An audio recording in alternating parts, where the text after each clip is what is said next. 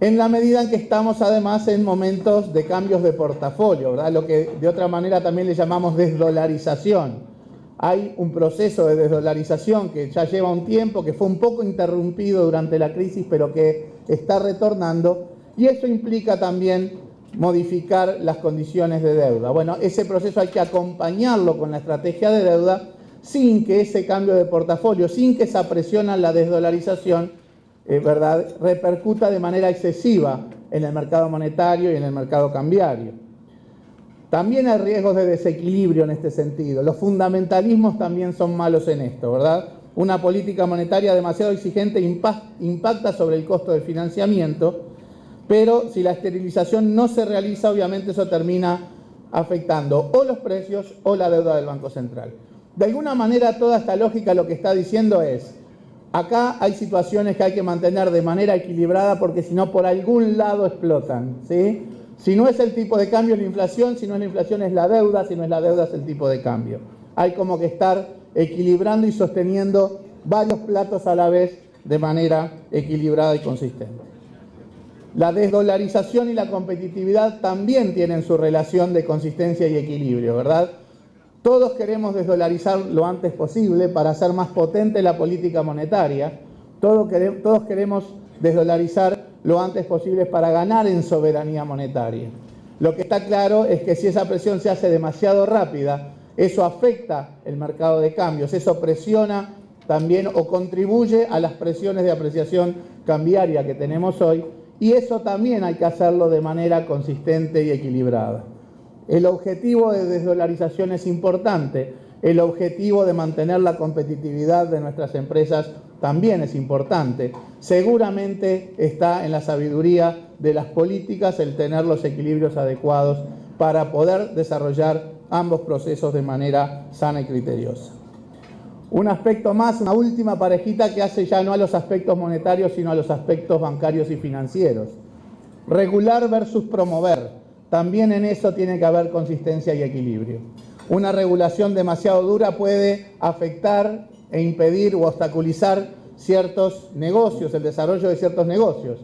Regular poco o regular mal puede destruir los negocios, y eso también lo hemos vivido.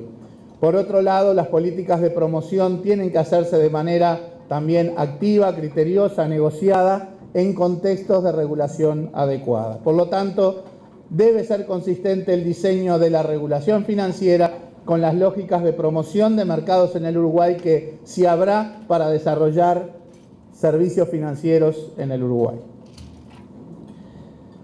Esto es un poco una idea, algunos ejemplos de cómo nosotros estamos sistemáticamente evaluando las decisiones de política, ¿verdad? Tratando de ser consistentes en el diseño, tratando de ser equilibrados en los objetivos y los instrumentos, porque reitero, los fundamentalismos no ayudan, porque por algún lado siempre las cosas se ven afectadas, ¿verdad? La situación, ahora pasemos a los aspectos monetarios.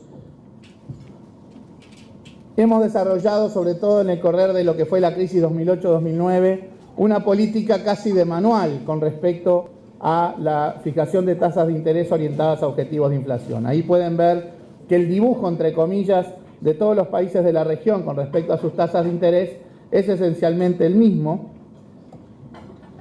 y que en general se asocian las tasas de interés a las respectivas tasas de inflación. Acá se ha discutido en algún momento el hecho de si nosotros estábamos teniendo tasas de interés muy altas y eso estaba presionando aún más sobre los aspectos cambiarios. Cuando asociamos las tasas de referencia a la inflación, no da la impresión de que estemos desalineados con lo que pasa en las economías similares a la de Uruguay. Las que tienen ahí a la izquierda son básicamente, o sea, los que tienen tasas de referencia, entre comillas, reales negativas. Esta es una licencia técnica, no es exactamente esto, pero para que se entienda un poco. Son los países desarrollados que han sufrido esencialmente la crisis. En los demás, Uruguay no muestra un desalineamiento de las fijaciones de su tasa de referencia con respecto a las respectivas tasas de inflación. La tasa de inflación volvió a ubicarse en el rango objetivo, ¿verdad? Al igual que las expectativas del sector privado, que también se han alineado al rango objetivo que fija el Comité de Coordinación Macroeconómica. Por lo tanto, la inflación está dentro de parámetros controlados y, a su vez, en un contexto de política creíble determinado por las expectativas del sector privado. La elevada credibilidad también se refleja en los spreads de deuda. De hecho, incluso el riesgo país de Uruguay ha evolucionado mejor incluso que el riesgo país del conjunto de los países emergentes. En un contexto de debilitamiento generalizado del dólar estadounidense. Ahí está la variación del tipo de cambio en los principales países de la región y en Europa. Y básicamente el dibujo de los países, con excepción de Argentina, que tiene una lógica diferente, es esencialmente el que muestra el debilitamiento del dólar norteamericano.